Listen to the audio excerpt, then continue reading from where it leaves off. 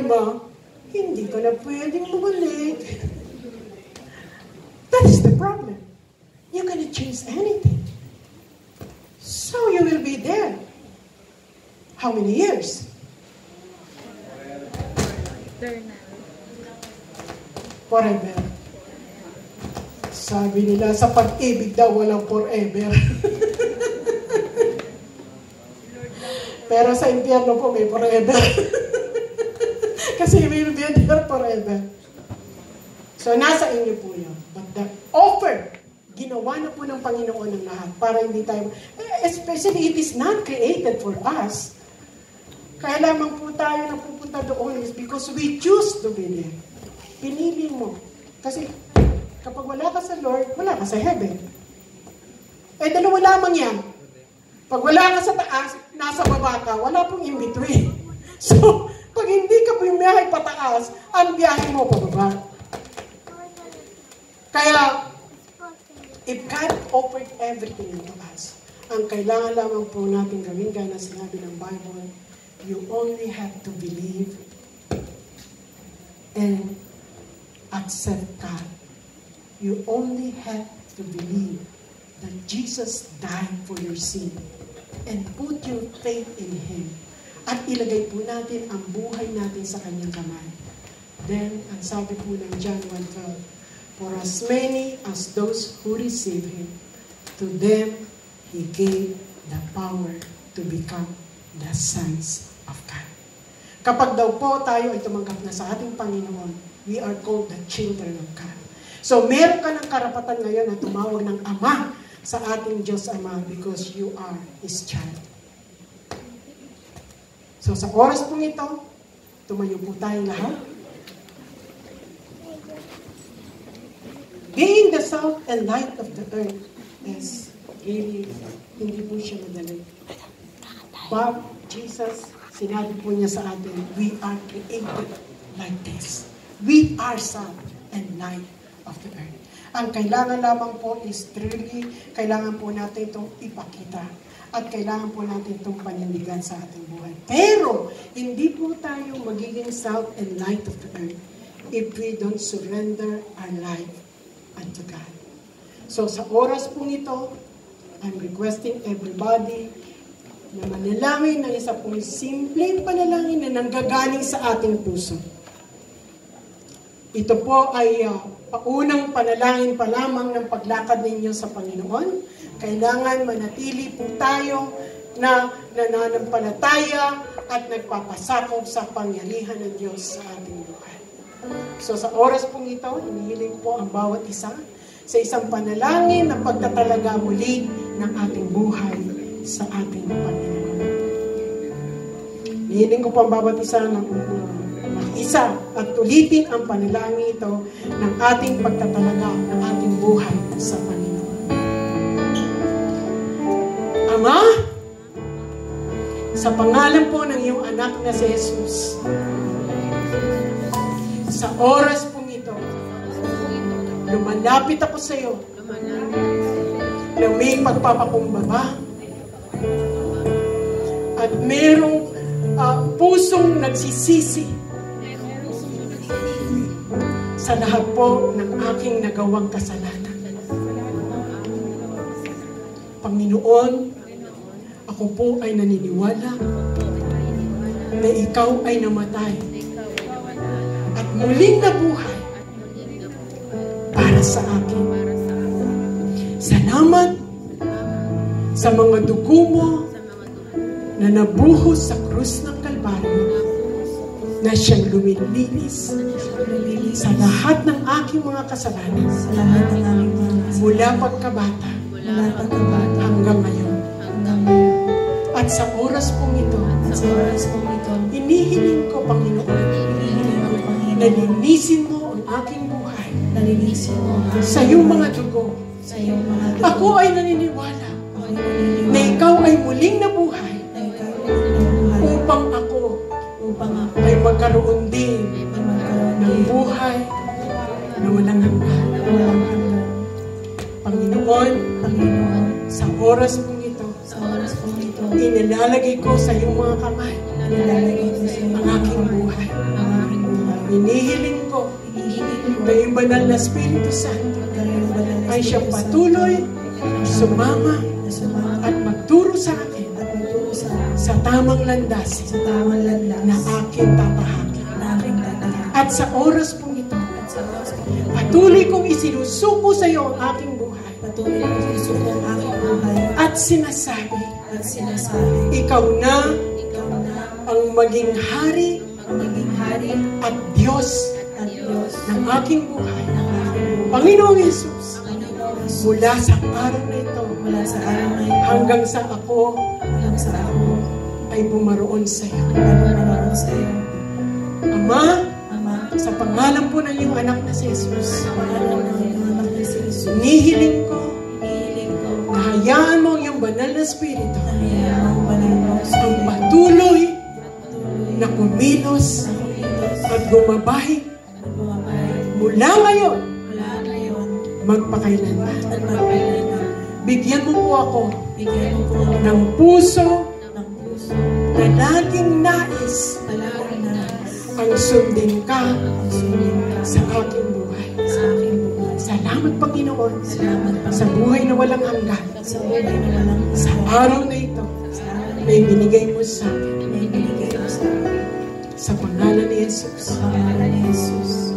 Amen and amen. Palakpakan po natin ang Panginoon. Yes, so God. We bless your name, Lord. We worship your holy name, Lord. Salamat, Panginoon, sa iyong kabutihan, O Diyos, sa buhay po ng bawat isa. At sa oras pong ito, kung sino man po may karamdaman sa ating kalagitnaan, ilagay po ninyo ang iyong kamay sa parte ng iyong katawan kung saan meron ito masakit. At tayo po ay mananalangin ng panalangin na may pananampalataya sa Panginoon dahil tayo po ay we believe that Jesus is our great healer.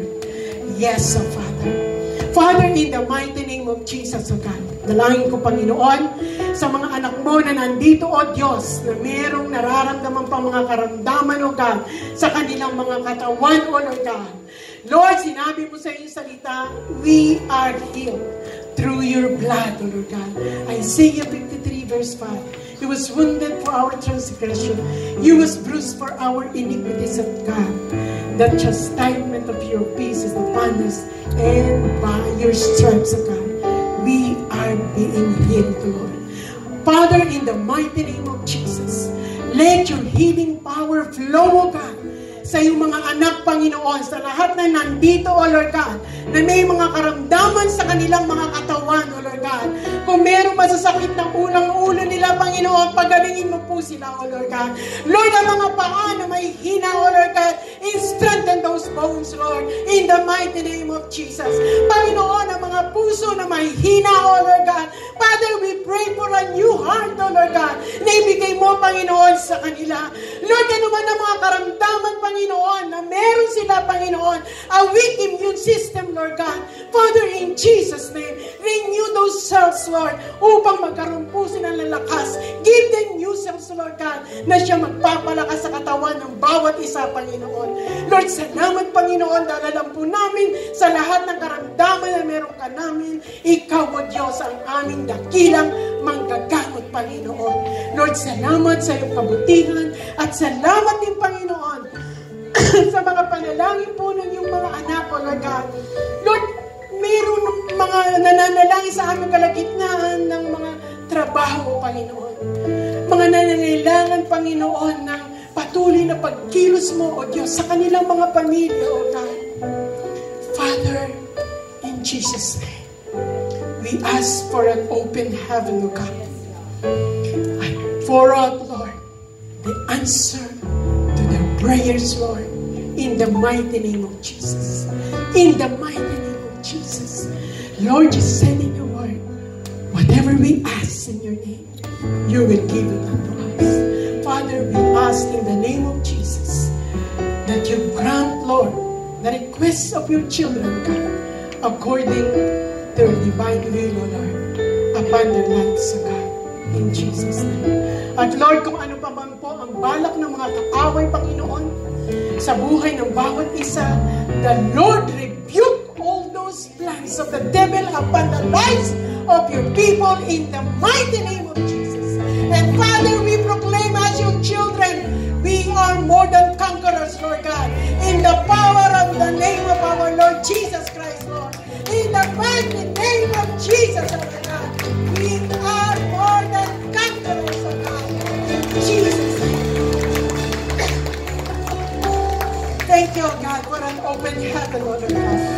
Alam ko, Panginoon, na ang katugunan sa mga panalangin ng iyong mga anak ay binibigay mo na, Panginoon. Salamat, O Lord God, sa katugunan sa mga panalangin po ng iyong mga anak. Father, we pray, huwag mong hayaan na may lalabas, Panginoon, sa sanctuary, sa lugar na ito, O Diyos, na hindi ka nararanasan, Panginoon, sa kanilang mga buhay. Continue to let your Holy Spirit works in their lives, Lord God, at ipakita mo po, Panginoon, sa kanila na ang Diyos na kanilang tinanggap, ang Diyos na kanilang pinagsukuan ng kanilang buhay ay isang buhay at makapangyarihang Diyos. Lord, into your hands I just entrust their life. Alam ko, Panginoon, marami ka pang gagawin, O Diyos, sa buhay po ng bawat isa. Tanggapin po natin ang pagpapala ng Diyos. Itaas po natin ang ating mga kamay and receive the blessing of God. May the Lord bless you and keep you. May the Lord smile on you and be gracious to you. May the Lord lift up His countenance upon you and give you His peace. May the power and the name of Jesus be upon you as you speak it and live it in your life. This is our declaration, God, in the name of the Father, in the name of the Son, and in the name of the Holy Spirit. Father, we thank you for the food that we will partake at the end of the program. Thank you, Lord, for blessing each and every one of us, God. Into your hands we just entrust everything, Lord, as we give back to you all the glory, all the honor, and all the praises. In Jesus' mighty name is we pray. Amen and amen. Palakpakan po natin ang Panginoon.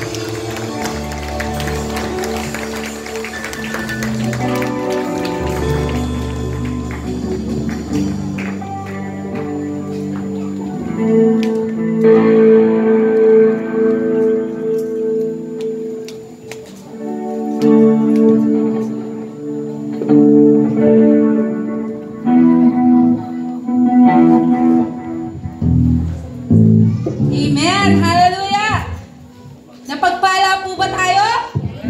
Praise the Lord! Hallelujah! Tayo pong lahat ay magsitayo.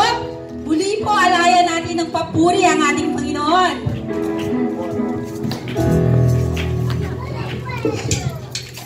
Hallelujah.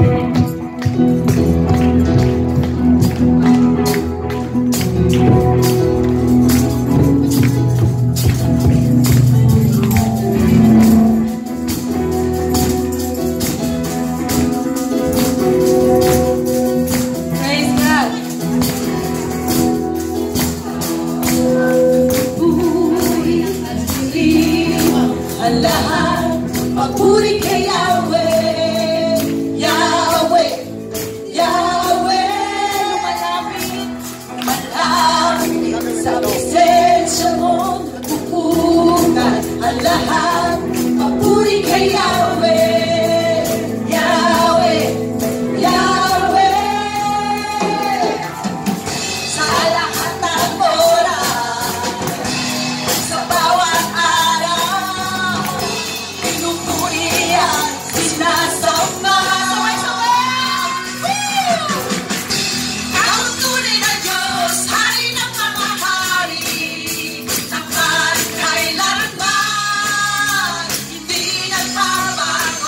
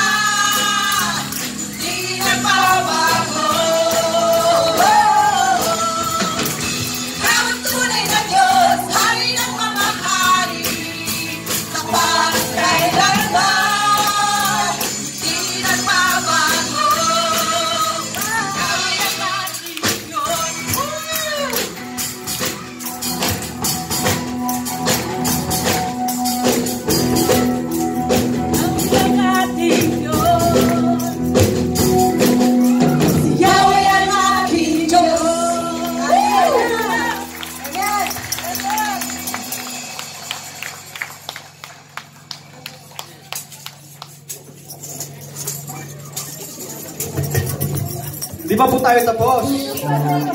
Di ba po tapos? Amen.